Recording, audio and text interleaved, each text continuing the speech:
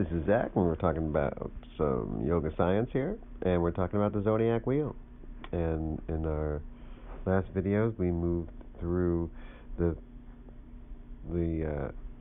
establishing that you're still getting light from the sun, even when you don't see it. It's electromagnetic, so there's light that you can't see. That's out of your perception, out of your scope of your eyes, and you're always getting actually to the moonlight.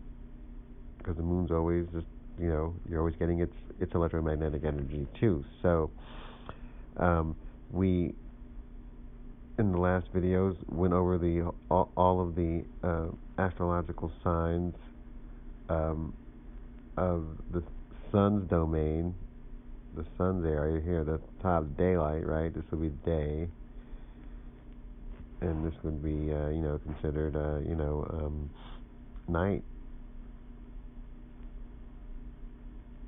Because the sun sets over the horizon here, and in a year cycle, this would be considered the fall. And we went over that. This is Libra here,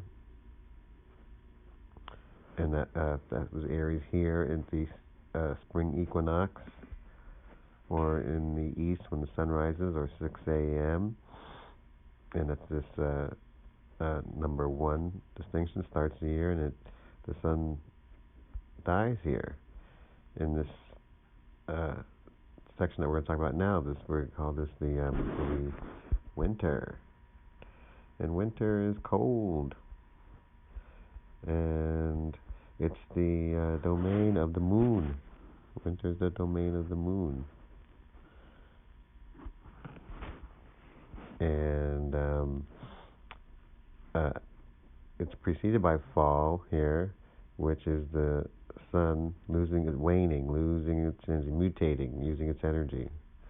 And when, you can see that spring over here is cardinal, and you can see here that the summer quadrant here is fixed,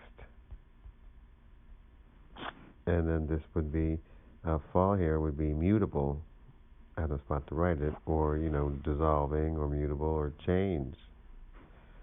And that's what happens. Trees lose their leaves. So we come into winter. So the sun here, December 21st, winter solstice dies altogether. It's in some parts of the world, it's out of the sky. You don't see it for 3 days, and it starts to come back up as the months go on, or as the days go on. But for 3 days, you'll see it in some parts of the world.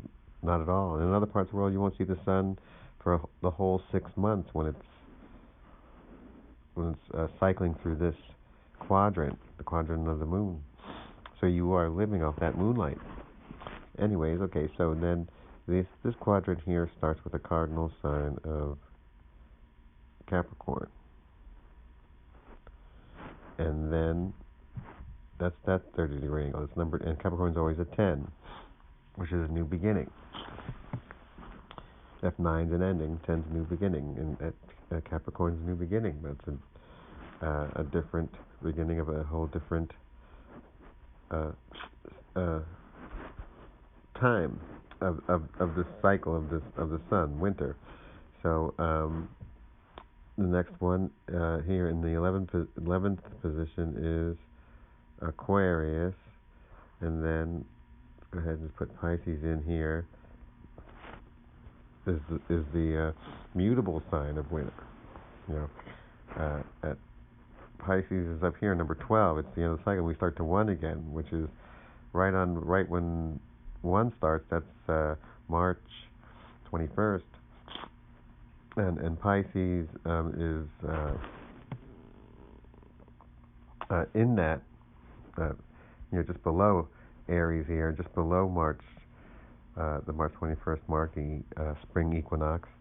So it's a mutable sign, Pisces. So we have Capricorn, the cardinal sign, and it's a 10, it's an ending. Then this 11 here, see, it's new beginning. It's the Aquarian is the being changing the waters, is pouring the waters of knowledge into the consciousness of people. It's the age of Aquarius. So it's 11, and 11 has that quality in numerology of replenishing waters. And so Aquarius has that quality, that has that adjective of that. And that's what always what the 11th position means, and that's what always Aquarius means. Instead of saying 11, you'd say Aquarius in this science. The Aquarius position, the 11th position. And then Pisces, comes from the word peace in Greek. So Pisces is peace. It's the end. It's the end of activity and all that. It's a beautiful place of peace, stillness, calm, inertia, which is where everything needs to go to have a new beginning. You need to get to a 0 point, and you can see it's right here at the 0 point here, and it's the 12th sign. And so instead of saying 12, you say Pisces, or instead of saying the peace, if you would say that Sagittarius is the end, or if you would say Sagittarius over here, the number 9 position, Sagittarius is the end, then Capricorn is the beginning, and 10, and then Aquarius is the replenishing, changing, or actually it's fixed, so it's fixed. Excuse me for saying many different things and getting you confused, but it's a fixed sign. You can see it's in the middle. So Pisces, number 12, have this end, and it's a peaceful end. And so those are the qualities of those astrological signs, and then I can write them better for you up here. Here's Capricorn, and then here is Aquarius, and then here is Pisces. Just so you can see what they look like. And please excuse my writing. I'm writing in a very tiny little spot here, so my precision isn't that good yet. All right, so there's the winter section of the quadrant. There's the final section. It's really kind of like the invisible time. You notice plants are all lose their leaves and everything goes under a cover of snow. So same thing with your consciousness. You go to the underworld. The ancient Egyptians, the Cometians believe you go to the underworld. You're still alive. You're just going through the underworld process, and so you're not seen in the material plane. You are having a metaphysical experience through the underworld, and then you're going to resurrect. You're going to reincarnate. You're going to come back up here on March 21st in Aries, the beginning again. You're going to come there and start again. A new cycle, a new incarnation, a new day, a new year. Natural year is Aries. And, January 1st, which is would be over here, as this is December, if this here is December 21st,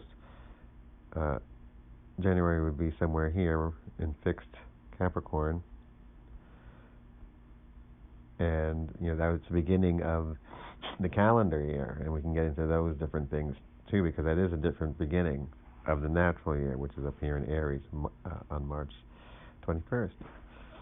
So there's the zodiac wheel, and there's the science of the wheel, and you see we've established a language, and now this language and this order, just like is very important. The order is important. Like, 2 will always be surrounded by 1 and 3. Always. It'll be on one side of it, there'll be a 3, and the other side will be 1 of 2. Similarly with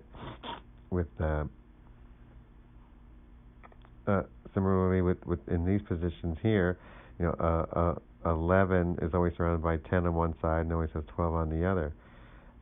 Aquarius will always have Capricorn on one side and Pisces on the other. So it doesn't matter which direction you're going in. What matters is what's on either side of that particular zodiac sign will always be the same. So we've established that it's always going to be that way.